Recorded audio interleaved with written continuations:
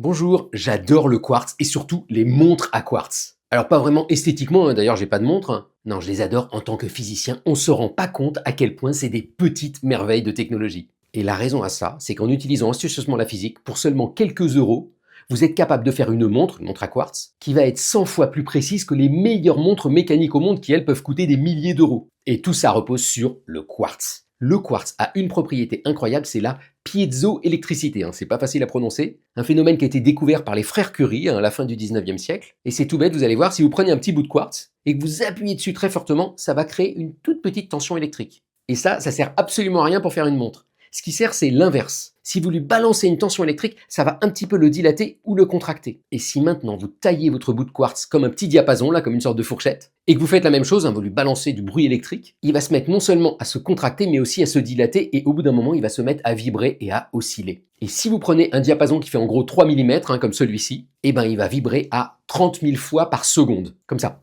Mais bon, 30 000 fois par seconde, ça vous sert pas à grand chose si vous voulez faire une montre où vous voulez en gros faire bouger une aiguille toutes les secondes. Et c'est là qu'arrive l'astuce suprême, c'est de peindre avec un pinceau ce diapason avec un tout petit peu d'or. Si vous faites ça, ça va un petit peu augmenter le rythme des oscillations. Et si vous mettez juste la bonne quantité, vous allez arriver à 32 768 oscillations par seconde. Et ça, c'est le chiffre magique.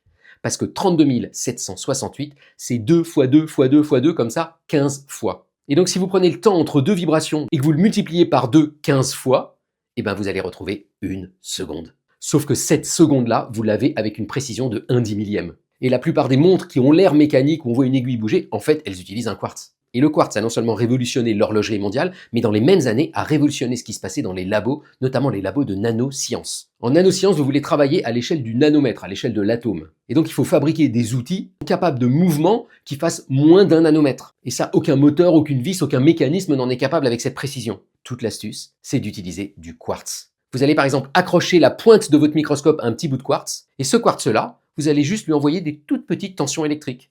Ça va le dilater délicatement, et ça va faire s'approcher la pointe, et en faisant ça, on peut contrôler le mouvement au picomètre près, au millième de milliardième de mètre près. Et c'est ça qui va permettre pour la première fois de voir des images comme ça d'atomes, ou même de s'amuser à faire des dessins animés avec des atomes comme celui-là, là par exemple. Donc la prochaine fois que vous faites une balade en montagne, si vous trouvez un petit bout de quartz, soyez ému en pensant qu'il a révolutionné notre façon de mesurer le temps et aussi de voir les atomes. Bonne journée!